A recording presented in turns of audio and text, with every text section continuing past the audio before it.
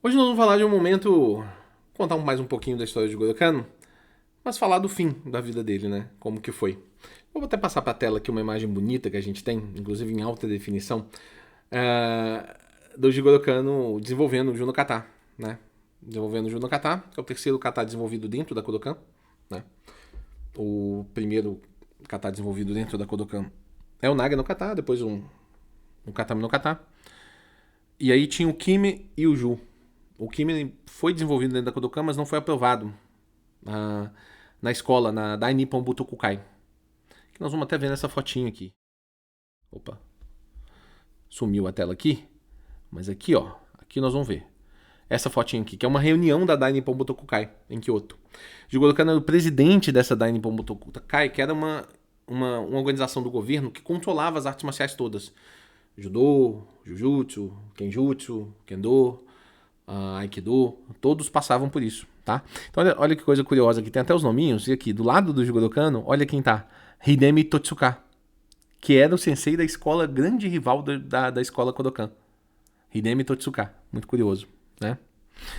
E em cima, no canto, à direita, lá, Yoshiaki Yamashita, Hajime Isogai, Sakujiro Yokoyama e Nidekazu Nagaoka. Esses quatro são a trupe do Jigoro Kano nessa reunião, né? Ali eles foram para aprovar, inclusive, os katas da Kodokan, ok? Mas o Kimi no Kata não foi aprovado. O Kimi no Kata, eles acharam que o Kimi no Kata não tinha uma ligação com o que o Jigoro Kano tinha pensado, e ele foi todo repensado dentro dessa reunião. Os grandes mestres aí, todos esses mestres se reuniram para repensar o Kimi no Kata, que acabou ficando muito diferente do que o Jigoro Kano tinha pensado, ok? Os outros katas foram aprovados diretamente, sem nenhuma dúvida. Então ali é o Jigoro Kano treinando com Yamashita, né? Treinando com Yamashita, como eu disse com vocês, talvez o mais importante dos Shiten no Osu, nesse processo educacional do judô. Jigoro Kano tem uma história longa, nós vamos falar dela no último episódio dessa aula, falando da cronologia dele, citando alguns pontos relevantes, mas hoje a gente vai falar da morte do Jigoro Kano, né? Acho que essa é a última foto que se tem notícia de Jigoro Kano. Jigoro Kano nos legou vários manuscritos nos quais, em geral, ele assinava com pseudônimos. Algumas vezes ele assinava com esse termo, Ki Itsusai, que quer dizer tudo é unidade, tá? Aqui fala das línguas que Jigoro Kano falava, né? Falava além do japonês, francês, alemão, inglês, coreano e chinês. Melhor o inglês e o chinês. E, lamentavelmente, a 4 de maio de 1938, Jigoro Kano morre de problemas pulmonares a bordo do transatlântico Rikao Amaru. Ele voltava do Cairo, onde havia presidido a Assembleia Geral do Comitê Internacional dos Jogos Olímpicos. É muito curioso porque nessa Assembleia Geral, Jigoro Kano tinha aprovado o torneio dos Jogos Olímpicos em Tóquio, depois dos Jogos Olímpicos de Berlim, né? Esses jogos acabaram não acontecendo por causa da Segunda Guerra Mundial, acabaram acontecendo anos depois, em 1964, né?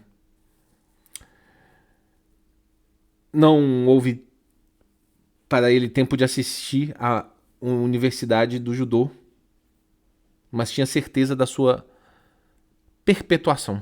Universidade aqui tá ali com maiúsculo, mas aqui não é uma universidade do judô, e sim a universalidade do judô, né?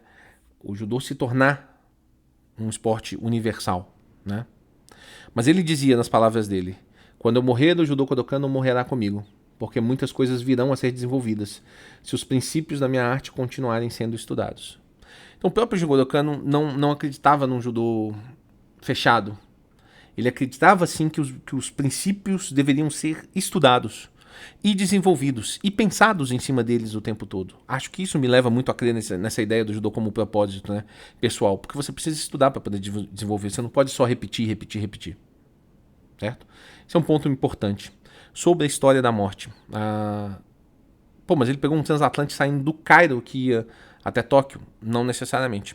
Após a aprovação de Jigoro Kano das Olimpíadas em Tóquio, Jigoro Kano resolve visitar alguns países que foram fundamentais nessa aprovação.